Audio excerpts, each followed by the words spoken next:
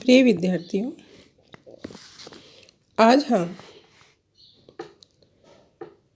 MA previous के paper second का topic मंत्रिमंडल सचिवालय के बारे में चर्चा करेंगे, जिसे हम कैबिनेट सचिवालय या कैबिनेट सेक्रेटेरिएट के नाम से भी जानते हैं। भारत में मंत्रिमंडल सचिवालय वस्तुतः जो वर्तमान स्वरूप हम देख रहे हैं वो स्वतंत्रता के बाद की घटना है। वैसे मंत्रिमंडल सचिवालय की स्थापना स्वतंत्रता से पूर्व हो चुकी थी, किंतु इसका जो वर्तमान स्वरूप है वो स्वतंत्रता के बाद ही अस्तित्व में आया। भारत में मंत्रिमंडल सचिवालय का आरंभ उस समय से होता है जब भारत सरकार द्वारा गवर्नर जनरल की कार्यकारिणी में विभागीय व्यवस्था की नींव रखी गई और इस विभागीय व्यवस्था को कानूनी रूप लॉर्ड कैनिंग के शासनकाल 1861 में दिया गया। तो ये जो विभागीय व्यवस्था का नाम आया है, ये हमारे मंत्रालयों की व्यवस्था का ही पूर्ण रूप है। तो इस तरह से ब्रिटिश काल में मंत्रिमंडल सचिवालय की नींव रखी जा चुकी थी, किंतु मंत्रिमंडल सचिवालय का जो वर्तमान स्वरूप हम देख रहे हैं वो स्वतंत्रता के बाद ही अस्तित्व में आया है। स्वतंत्रता के बाद ही मंत्रिमंडल सचिवालय की भूमिका में महत्वपूर्ण परिवर्तन आया है। अब वह केवल मंत्रालयों में पत्र भिजवाने वाली संस्था नहीं रह गई है, बल्कि मंत्रिमंडल के सभी मंत्रालयों में समन्वय करने वाली एक महत्वपूर्ण इकाई बन गई है। मंत्रिमंडल सचिवालय के इतिहास को हम संक्षिप्त में ऐसे देख सकते हैं। 1947 में मंत्रिमंडल की रक्षा समिति गठित की गई। इसके लिए मंत्रिमंडल सचिवालय में सैनिक विंग स्थापित की गई। 1949 में मंत्रिमंडल की आर्थिक समिति गठित हुई और इसके लिए कैबिनेट सचिवालय में आर्थिक विंग स्थापित की गई। 1954 में O&M प्रभाग गठित किया गया, जिसे मंत्रिमंडल सचिवालय में रखा गया। 1961 में सांख्यिकी विभाग मंत्रिमंडल सचिवालय में गठित हुआ। 1965 में संयुक्त इंटेलिजेंस समिति के सहायता के लिए मंत्रिमंडल सचिवालय में एक इंटेलिजेंस विंग प्रारंभ की गई। तो इस तरह से मंत्रिमंडल सचिवालय के अंतर्गत कुछ विंग्स को स्थापित किया गया। मुख्यतः मंत्रिमंडल सचिवालय क्या कार्य करता है? मंत्रिमंडल सचिवालय डायरेक्टली प्रधानमंत्री के नियंत्रण में रहकर कार्य करता है। मंत्रिमंडल की कार्यकुशलता और प्रशासनिक व्यवस्था मंत्रिमंडल सचिवालय की कुशलता पर ही निर्भर करती है। मंत्रिमंडल सचिवालय मंत्रिमंडल के सम्मुख प्रस्तुत सभी विषयों के संबंध में मंत्रिमंडल की सहायता करता है और आवश्यक कार्रवाई करता है। यह केंद्रीय प्रशासन की एक धुरी के रूप में काम करता है। जैसे कि हर मंत्रालय का अपना एक सचिवालय होता है और वो सचिवालय उस मंत्रालय से संबंधित समस्त प्रशासनिक कार्यपालिका संबंधी कार्य करता है। उसी तरह से हमारा एक मंत्रिमंडल है जिसका अध्यक्ष प्रधानमंत्री है और उसके अधीन समस्त कैबिनेट स्तर के मंत्री हैं। तो वो जो मंत्रिमंडल है, जहाँ कैबिनेट मंत्रियों का एक समूह भी बैठता है, उस मंत्रिमंडल के लिए प्रशासनिक सहायता उपलब्ध कराने हेतु मंत्रिमंडल सचिवालय महत्वपूर्ण होता है। तो मंत्रिमंडल सचिवालय मंत्रिमंडल के एक तरह से व्यक्तिगत सचिवालय की भूमिका अदा करता है। जैसे कि हमने शिक्षा मंत्रालय लिया और शिक्षा मंत्रालय में एक शिक्षा सचिवालय हुआ, तो शिक्षा मंत्री की सहायता के लिए शिक्षा सचिव हमेशा उपलब्ध रहता है। उसी तरह से मंत्रिमंडल के कार्यों में सहायता, सहयोग, परामर्श देने के लिए एक मंत्रिमंडल सचिवालय गठित हुआ है और वो हमेशा मंत्रिमंडल की कार्रवाइयों को अंजाम देता रहता है। मंत्रिमंडल सचिवालय के गठन के बारे में हम बाद में देखेंगे, लेकिन इसका जो प्रमुख होता है वो कैबिनेट सचिव होता है, जिसकी नियुक्ति प्रधानमंत्री करता है। ये प्रधानमंत्री का विश्वास पात्र होता है। यह वरिष्ठतम और योग्यतम IAS अधिकारी होता है और मंत्रिमंडल की बैठकों में मंत्रिमंडल सचिव हमेशा प्रधानमंत्री के पास ही बैठता है। तो ये मैंने सामान्यतः आपको बताया कि मंत्रिमंडल सचिवालय क्या है। मंत्रिमंडल सचिवालय के मुख्य काम इस प्रकार के हैं। वो मंत्रिमंडल की बैठकों के लिए कार्यसूची तैयार करता है। जो भी बैठक आयोजित की जाती है उसकी पहले एक कार्यसूची तैयार की जाती है और ये तैयार करने का कार्य मंत्रिमंडल सचिवालय करता है। और इसके लिए मंत्रिमंडल सचिवालय में अनेक अधिकारी और कर्मचारियों का एक समूह है। कैबिनेट सचिव की सहायता के लिए अनेक IAS अधिकारी, जो भारतीय प्रशासनिक सेवा के अधिकारी और केंद्रीय प्रशासनिक सेवा के अधिकारी कार्यरत हैं, अनेक सचिवालय सेवा के अधिकारी कार्यरत हैं, अनेक अनुसंधान अधिकारी, शोध अधिकारी और अनुभवी मंत्रालय कर्मचारी इसमें काम करते हैं। उन सब के सहयोग से कैबिनेट सचिव मंत्रिमंडल की आगामी बैठकों के लिए कार्यसूचियाँ तैयार करवाते हैं। मंत्रिमंडल की बैठक में जो भी वाद विवाद होते हैं या जो निर्णय लिए जाते हैं उनका एक रिकॉर्ड तैयार करना मंत्रिमंडल सचिवालय का मुख्य कार्य है। मंत्रिमंडल के लिए सचिवालय संबंधी यानी सचिवीय सहायता, सचिवालय संबंधी जितनी भी सहायता की आवश्यकता होती है वो संपादित करना मंत्रिमंडल सचिवालय का काम है। मंत्रिमंडल की जो समितियां हैं उनके लिए सचिवालय संबंधी कार्य यह सचिवालय करता है। संसद में कानून निर्माण के लिए जो प्रस्ताव तैयार किए जाते हैं उन्हें तैयार करने का काम भी मंत्रिमंडल सचिवालय करता है। मंत्रालयों के कार्यों में समन्वय स्थापित करना, यह इसका महत्वपूर्ण कार्य है कि कैबिनेट के अंतर्गत जितने भी मंत्रालय हैं उन सब मंत्रालयों के कार्यों में एक समन्वय स्थापित हो, तभी मंत्रिमंडल की कार्रवाई अच्छे से हो सकती है। तो एक समन्वयकर्ता के रूप में इसकी महत्वपूर्ण भूमिका होती है। सभी मंत्रालयों में समन्वय स्थापित करते हुए सभी कार्रवाई को अंजाम देता है। इसके लिए उसे राष्ट्रपति, उपराष्ट्रपति, प्रधानमंत्री और अन्य सभी कैबिनेट स्तर के मंत्रियों के विभिन्न मंत्रालयों की गतिविधियों से परिचित रखना होता है। उसे समस्त मंत्रालयों के कार्यों के बारे में जानकारी रखनी पड़ती है ताकि मंत्रिमंडल की बैठक में सही सूचनाएं प्रस्तुत कर सके। सूचनाओं को एकत्रित करने के लिए मंत्रिमंडल सचिवालय मापदंड निर्धारित करते हैं। तो ये इसके कुछ सामान्य कार्य हैं मंत्रिमंडल के। इसकी भूमिका को हम अनेक रूप में भी देख सकते हैं। कैबिनेट सचिवालय के रूप में इसकी भूमिका, प्रारंभकर्ता विभाग के रूप में भूमिका, समन्वयकर्ता विभाग के रूप में भूमिका, मंत्रिमंडल के निर्णयों को क्रियान्वित करने के रूप में भूमिका।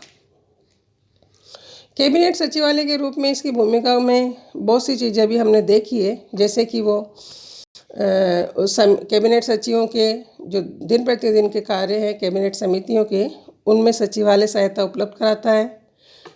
बैठकों की कार्यसूची तैयार करना, वाद विवाद, निर्णय, अभिलेख रखना, ये सब काम वो करता है। प्रारंभकर्ता के रूप में हम इसकी भूमिका को इस प्रकार देख सकते हैं कि कैबिनेट सचिवालय 3 प्रकार के प्रारंभिक कार्य करता है। पहला, मंत्रिपरिषद में मंत्रियों, राज्य मंत्रियों, उपमंत्रियों और संसदीय सचिवों की नियुक्तियों, उनके विभागों के वितरण, उनके शपथ ग्रहण समारोह, पद ग्रहण, त्यागपत्र आदि मामलों से संबंधित सभी कार्य लिखित रूप में ये तैयार रखता है। सेकंड काम इसका संविधान के अनुच्छेद 77 के अंतर्गत ऐसे कानूनों का निर्माण करना जो सरकार के कार्यों को सुविधापूर्वक संपन्न करने में सहायता करते हों। यह कैबिनेट कार्यालय में होता है। तीसरा, सरकार की नीतियों को लागू करने और उनमें समन्वय लाने से संबंधित विभागों की देखरेख रखना इसका महत्वपूर्ण प्रारंभिक कार्य है और इस काम को करने में यह अन्य मंत्रालयों और विभागीय जो अन्य विभाग हैं उनसे लगातार संपर्क में रहता है। इसकी महत्वपूर्ण भूमिका है समन्वयकर्ता विभाग के रूप में। किसी भी प्रशासनिक व्यवस्था में सरकारी नीतियों का कुशलतापूर्वक लागू करना है तो उनके बीच समन्वय का होना अत्यंत आवश्यक होता है। कैबिनेट सचिवालय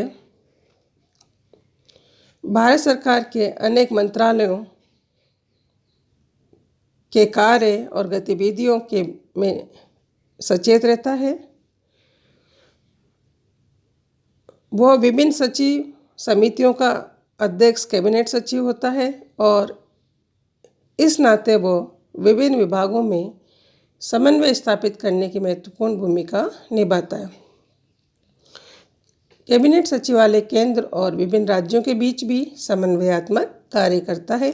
समन्वय संबंधी जो भूमिका है ये इसकी महत्वपूर्ण है क्योंकि इसे सभी मंत्रालयों और विभागों केंद्रीय स्तर के सभी मंत्रालयों और विभागों के बीच समन्वय स्थापित करते हुए ही मंत्रिमंडल की बैठकों में जवाब तलब करना होता है। सांख्यिकी भी उसे प्रस्तुत करनी होती है। मंत्रिमंडल के निर्णयों को क्रियान्वित करना यह इसका महत्वपूर्ण कार्य भूमिका है। कैबिनेट की बैठक में जो भी निर्णय लिए जाते हैं या जो नियम बनाए जाते हैं उन सबको क्रियान्वित करने के लिए मंत्रिमंडल सचिवालय हमेशा नियंत्रण और पर्यवेक्षण करता है ताकि उन्हें सही ढंग से लागू किया जा सके। मंत्रिमंडल सचिवालय उच्चतर स्तर पर निर्णय किए जाने की प्रक्रिया में समन्वयकर्ता की महत्वपूर्ण भूमिका निभाता है। वह सचिवों की समितियों के कार्य भी करता है। इसकी बैठकें मंत्रिमंडल सचिव की अध्यक्षता में उन समस्याओं पर विचार करने और परामर्श देने के लिए होती है जिन पर मंत्रालयों के बीच परस्पर परामर्श और समन्वय की आवश्यकता होती है। मंत्रिमंडल सचिवालय का प्रमुख कैबिनेट सचिव होता है। मंत्रिमंडल सचिवालय इसी की अध्यक्षता में कार्य करता है। ये भारतीय प्रशासनिक सेवा का वरिष्ठतम और योग्यतम व्यक्ति होता है। प्रधानमंत्री के प्रत्यक्ष नियंत्रण में काम करता है और व्यवहारिक रूप से देखा गया है कि जो प्रधानमंत्री का विश्वास पात्र होता है वही कैबिनेट सचिव के पद पर कार्य करता है। कैबिनेट सचिवालय के गठन को हम निम्न चार्ट के माध्यम से देख सकते हैं। प्रधानमंत्री इसके अध्यक्ष हैं, राजनीतिक अध्यक्ष प्रधानमंत्री हैं और प्रशासनिक अध्यक्ष कैबिनेट सचिव। कैबिनेट सचिव की सहायता के लिए अनेक अतिरिक्त सचिव, अनेक संयुक्त सचिव और अनेक उप सचिव, अवर सचिव आदि अधिकारी होते हैं। कैबिनेट सचिवालय के 3 विंग्स हैं: प्रधान सचिवालय, सैनिक शाखा और आर्थिक शाखा।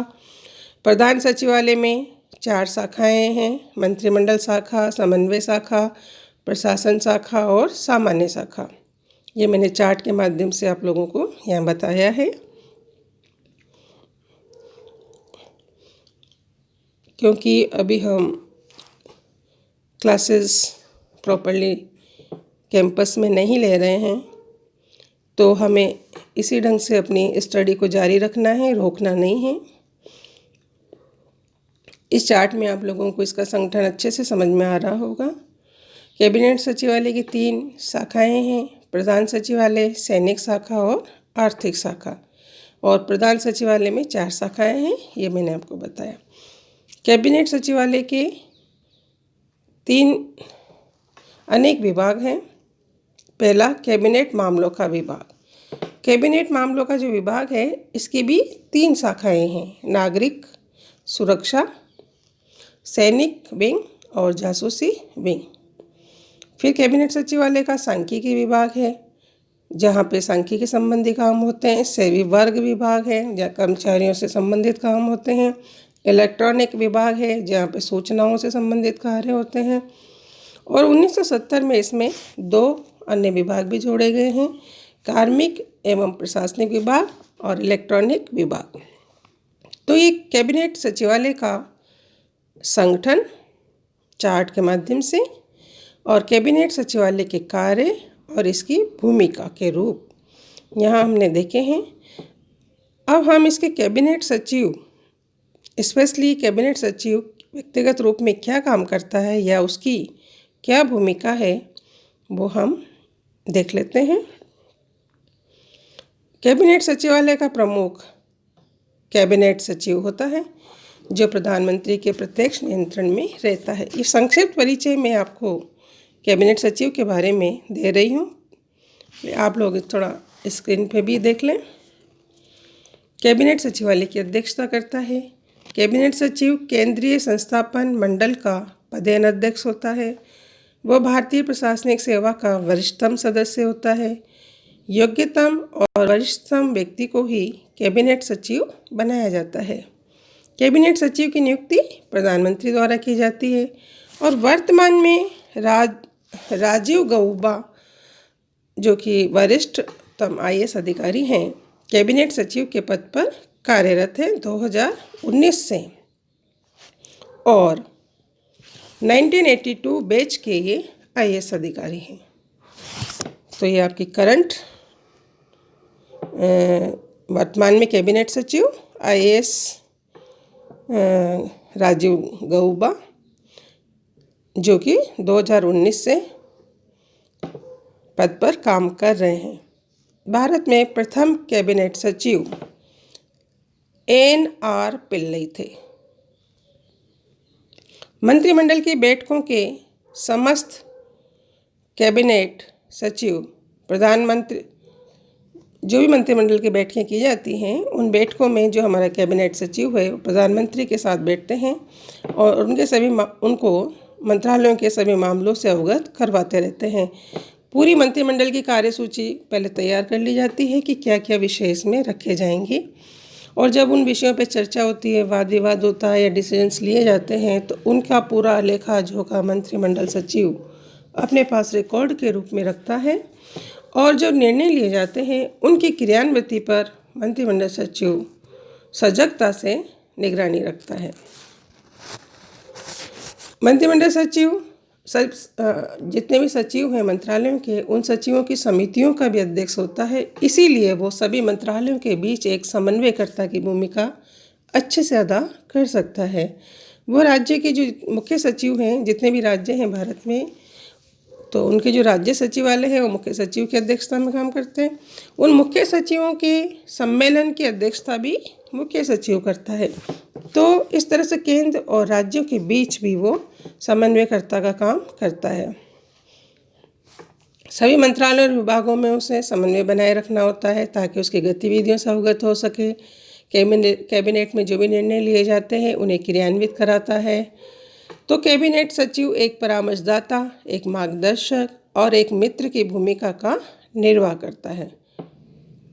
कैबिनेट सचिव के पद की महत्ता को हम गोपाल स्वामी अयंगर के शब्दों में व्यक्त कर सकते हैं। हम यहाँ इसको अनदेखा नहीं कर सकते थे, इसलिए कोट करना पड़ा।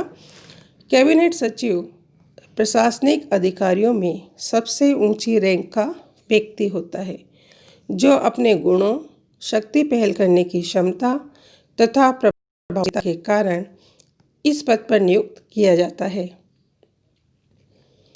वह कैबिनेट सचिवालय में समन्वयात्मक कार्यों को देखता है, विशेषतः उन कार्यों को जिनमें मंत्रिमंडल और प्रधानमंत्री रुचि रखते हों।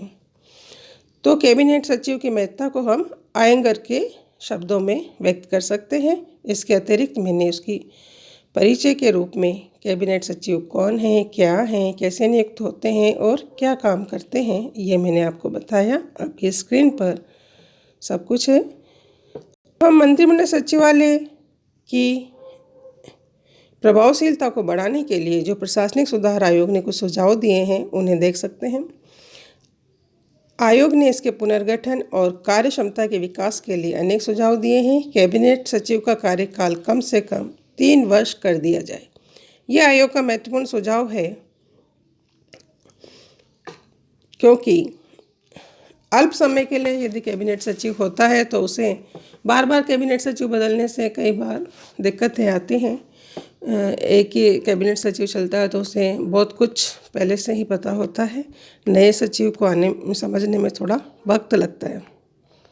सांख्यिकी विभाग को वित्त विभाग में और सैन्य प्रशाखा जो हमने सैनिक विंग थी उसके बारे में बताया कि उसे रक्षा मंत्रालय को सौंप देना चाहिए, क्योंकि जो हमारा कैबिनेट सचिवालय बहुत कार्यभार से दब गया है, उसके पास अनेक कार्य आ गए हैं, तो उसे केवल एक मंत्रिमंडल के सचिवालय के रूप में ही काम करना चाहिए।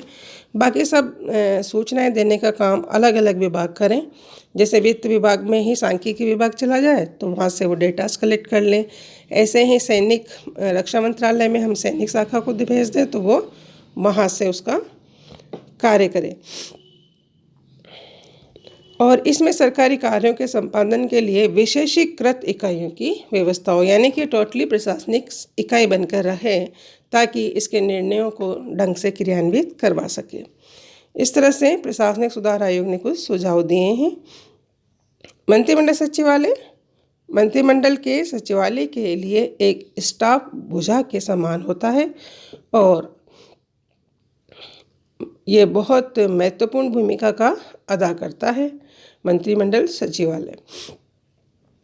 तो आज मैंने पूरी कोशिश की है कि मैं बहुत सरलता से आप लोगों को इस वीडियो के माध्यम से इस मंत्रिमंडल सचिवालय की भूमिका, कार्य और संगठन के बारे में आप लोगों को बताऊं। आशा है आप लोग समझ गए होंगे, और यदि इसमें कोई आपको प्रॉब्लम आती है तो आप हमें अपने ग्रुप में कमेंट्स दे सकते हैं, या इसमें भी कुछ कमेंट्स लिख सकते हैं, तो मैं उसे आप लोगों को समझाने का प्रयास करूंगी। ये एक एमए प्रीवियस का तो टॉपिक है ही, इसके अलावा फर्स्ट ईयर में भी सेकंड पेपर का एक टॉपिक है, इसलिए ये बीए पार्ट के पढ़ना ज़रूरी है। एमए प्रीवियस के बच्चों के लिए भी ज़रूरी है, और एक ये प्रशासनिक सेवाओं में जो बच्चे तैयारी कर रहे हैं स्टूडेंट्स, उनके लिए भी एक जनरल जानकारी के रूप में ये उपलब्ध है। सभी इससे लाभान्वित हो, ऐसा मेरा मानना है। आप सबके लिए ये यूज़फुल रहेगा, ज़रूर पढ़ें। धन्यवाद।